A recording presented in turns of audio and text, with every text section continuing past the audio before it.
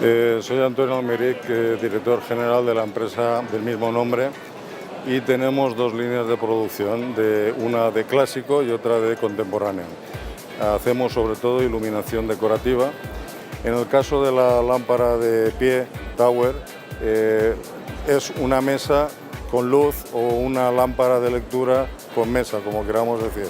Tiene las dos funciones, de mesa auxiliar de sofá con iluminación.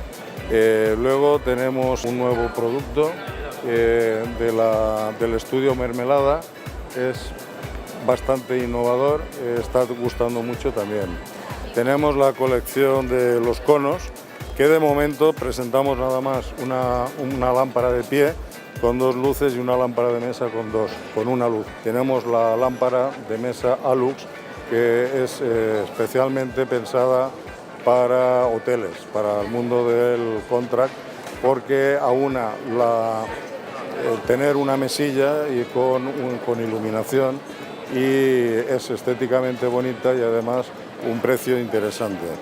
Luego tenemos la lámpara colgante Hood, que se llama así porque recuerda el sombrero de Robin Hood, que es una lámpara diferente, un colgante también que está gustando mucho. Y bueno, y esto es un poco lo más significativo de lo que hemos hecho nuevo este año.